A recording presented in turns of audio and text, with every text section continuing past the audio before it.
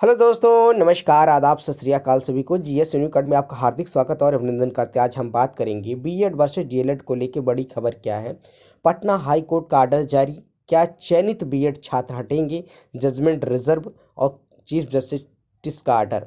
जैसा कि हमने थंबनेल में लगा रखा, आप देख सकते हैं। तो वो चीज़ है, क्या मैटर है, इसके बारे में डिटेल में बात करेंगे।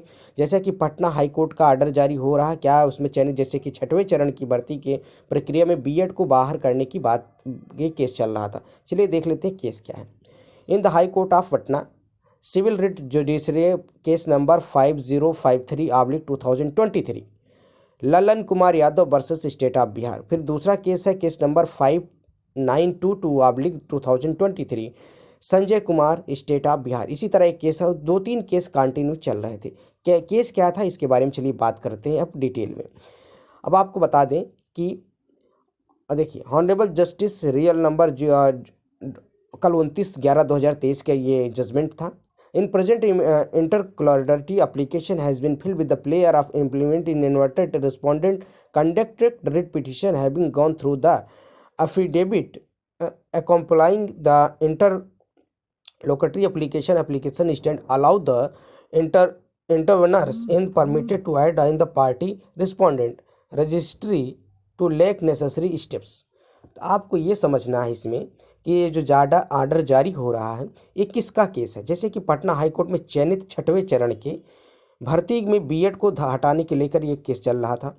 पटना हाई कोर्ट की चीफ जस्टिस की बेंच में आइटम नंबर 41 में इसकी सुनवाई हुई, जिसमें बीएड के वकील और उसके बाद डीएलएड के बड़े बड़े वकील आज कल शामिल थे, सीनियर वकील उपस्थित रहे और कल 10 से 15 मिनट इसकी सुनवाई होती है। इस सुनवाई में राजस्थान हाई कोर्ट के 25 नवंबर के मामले को बात की गई, जो कि बीएड उसी समय बीएड का फैसला दिया था। राजस्थान हाई मेन देखिए, आप राजस्थान हाई कोर्ट से ही ये केस शुरू होता है। राजस्थान हाई कोर्ट के मामले में बीएड को बाहर कर दिया गया, तो उसी मामले का फैसला आया।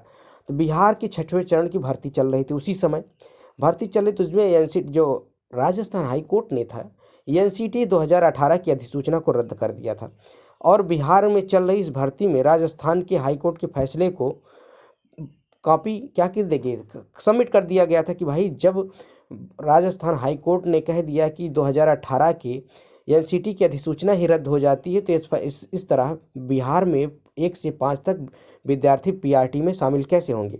तो ये भर्ती प्रक्रिया हाई कोर्ट के अधीन आ गई थी। तो अब 2021 से ये केस शुरू हो गया था। 2021-22 में ये कंटिन्यू, उसके बाद हाई कोर्ट सुप्रीम कोर्ट का फैसला आ जाता है 11 अगस्त का, जिसमें बीएड को पूर्ण रूप से पीआरटी से बाहर कर दिया जाता है, एनसीटी के गजट को रद्द कर दिया जाता है और राजस्थान हाई कोर्ट के केस को जीते, मतलब कि राजस्थान हाई कोर्ट को वैलिड दिया जाता है। उसी तरह उत्तर भारत के सभी राज्यों से बीएड को पीआरटी से बाहर कर दिया गया। अब मुद्दा ये बन रहा है कि ये जो चयनित विद्यार्थी थे, क्या हटेंगे, यही मुद्दा था। कल इसकी सुनवाई होती है, देख रखते हैं। Heard in the learned counsel of the party judgment is reserve. कल ये जजमेंट रिजर्व किया गया, तो बहुत सारे जो वकील थे बीएड के और डीएलएड के, उन्होंने अपना पक्ष रखा। तो बीएड के वकील कह रहे थे, सर जिस तरह ये भर्ती प्रक्रिया पहले से चल रही है, अगर इनको हटाया जाएगा, क्योंकि भाई देखिए, लेकिन वहाँ जजमेंट में जो चीफ जस्टिस थे, उन्होंने कहा भाई देखिए, ये फैसला, ये भर्ती प्रक्रिया हाईकोर्ट के अधीन थी और ये कहा गया था जैसे ही जजमेंट आएगा सुप्रीम कोर्ट का, उसी आधार पर भर्ती प्रक्रिया होगी। तो इस केस को यही चीज़ है, बार बार हाई कोर्ट में जो बीएड के वकील थे कह रहे थे, सर अगर इतने सारे शिक्षक को बाहर किया जाएगा तो उनके फंडामेंटल राइट्स, उनके मूल अधिकार का हनन होगा। ये सारे पॉइंट रखे गए हैं। और उसके बाद डीएलएड के वकील थे, उन्होंने ये बात को रखा कि जब सर एनसीटी के गजट रद्द होता, उस समय जो भर्ती प्रक्रिया थी वो हाई कोर्ट के दायरे में थी और इस जजमेंट के जो हाई कोर्ट का, राजस्थान हाई कोर्ट के फैसले के अंडर में रखी गई। तो ये कहीं ना कहीं मतलब उनको जीत दिलाने के लिए पॉइंट बन रहा था। तो जजमेंट अब क्या होता है, जजमेंट आते ही आपको एक पता चल जाएगा कि किसमें क्या बीएड चयनित बाहर होंगी या नहीं। सबसे बड़ी देखिए, हर जगह बीएड को और चाहे डीएलएड को जो थोड़ा सा भी कहीं मुद्दा है, सरकार की गलती कहने का मतलब, आपको जानिए, सरकार एनसीटी गजट लाती है, उसके अनुसार सारे विद्यार्थी करते हैं, तो इसमें विद्यार्थियों को नुकसान हो रहा है, ना कि सरकार का। लेकिन सरकार की गजट के आधार पर ही सारी प्रक्रिया शुरू हुई।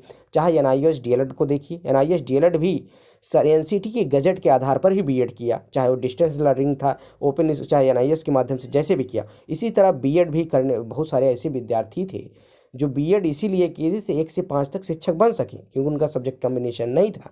लेकिन सरकार के एनसीटी की गजट रद्द होता है 5-5 साल बाद, जैसे 2018 के बाद से 2023 में गजट रद्द हो रहा है, सुप्रीम कोर्ट का आर्डर आ रहा है, जजमेंट आ रहा है। 5 साल में कितने सारे विद्यार्थी बीएड किए, उनके भविष्य के साथ कौन खेल रहा है? सरकार खेल रही है। इसमें कहीं ना कहीं सरकार की गलती का खामियाजा कौन भुगत रहा है? विद्यार्थी भुगत रहे हैं। अब देखो, इसमें हार और जीत का फैसला तो बात की बात है, लेकिन नुकसान किसका हो रहा है? विद्यार्थी का। आपको ये समझना है, हर जगह जैसे मान लीजिए जो डीएलएड है, जहाँ पर वो अपने पक्ष रख रहे हैं, भाई उनको कहीं ना कहीं न्याय मिल जाए, क्योंकि जो पॉइंट्स है देखिए, कहते हैं कानून उन मुद्दों को रखता है जो फैक्ट है, जहाँ पर उनको सबूत है, उस आधार पर जजमेंट देगा। ये ना कि देखिए जजमेंट, और बात है सरकार ने गलती, अब एनसीटी गजट ला दी अपने अनुसार, कहते हैं ना वोट बैंक है, उन्होंने अपने अनुसार फ़ायदे के चक्कर में सारी चीज़ की, लेकिन बीएड बाहर हो गया। एनआईएस डीएलएड की डिग्री रद्द हो गई, वो भी बाहर हो गया है।